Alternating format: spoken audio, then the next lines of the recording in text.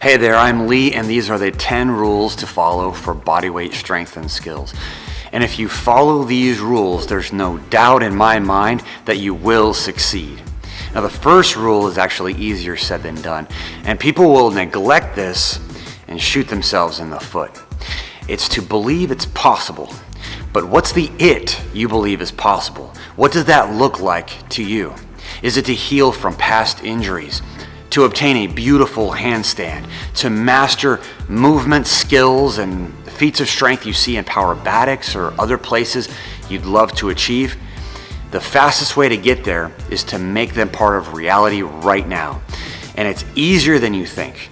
Just write them down and make them part of your world today. So go ahead and write yours in the comments below, and then we begin building towards those goals because they are achievable. In fact, they're probably closer than you even realize, especially if you follow the rest of these rules. Now, the second rule may be a little more difficult than the first, but only at first. Once you realize this and how easy it is, you'll be surprised by your progress and doing handstands on demand, muscle ups, and even greater skills than that in weeks, not years. But again, people won't do this, and it will lead to failure after failure. Now, the rule is to eliminate all distractions dressed up as shiny objects. And these shiny objects will lead you astray and even into harm's way. Most equipment collects dust, and manufacturers know this. Most gyms sell 10,000 memberships, but occupancy is limited to a handful of people, and they don't even want you to attend. And most celebrities promote things they themselves don't even use. And obviously, social media, which is designed like a slot machine to keep you addicted to object shine to entice you. One strategy I use is something called a feed killer, which disables anything on your social media. And so the only content I can see is what I search for, such as videos that I create to help you. So subscribe to this channel where I tell you what no other channels do and how to master bodyweight strength and skill for life. And stay organized and keep laser-like focus on your goal you wrote in the comments below. Plus, use a proven system or method that helps you stay on the tracks and make sure to not hop around from one thing to the next every week. Now, this will help you achieve your goals faster as well as stay safe and healthy. The third rule is to stay 100% tuned in with attention to detail as you take action. Let's say for building a hollow back handstand, for example. Part of our training is doing 5 super simple steps done on a daily basis. The first is just logging in. The second is training, obviously. And the third is ticking the box for your training and nutrition. Then communicating with your coach about any needs, if you have any. And finally, interacting with like-minded people who are training alongside you and striving for the same goals. Super simple, but the progress is in the details because how you do one thing is how you do everything. And then you're not just thinking about your goals, but they're literally becoming a reality, like a hollow back handstand or anything else you have in mind. The fourth is remembering to rest. Let's say you're working on a muscle up, okay? And you have to keep in mind that the body operates in cycles. You definitely can't do nothing, but you also can't train harder than yesterday every day. So steady state training is a process of staying at baseline for 2 to 3 months to allow muscular development, then going up a level, while also allowing 6-month intervals for flexibility development.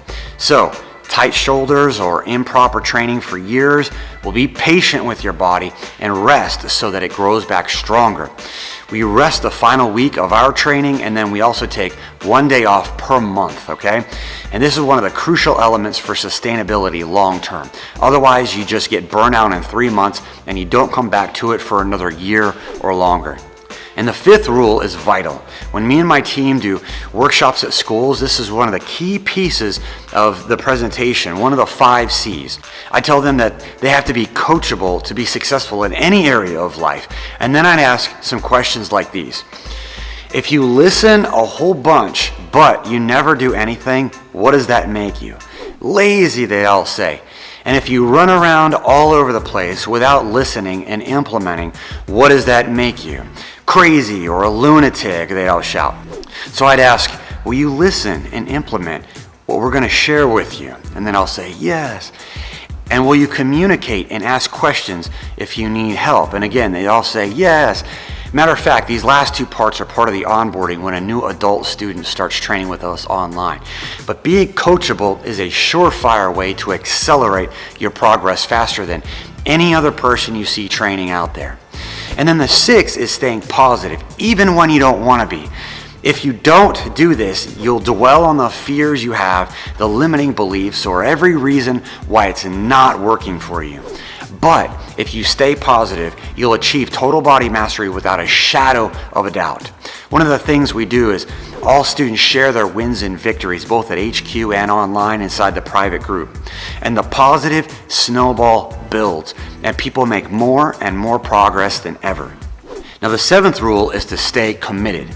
There's two ways that I train my coaches to be more committed to their students. Number one, teach maximal engagement with micro goals.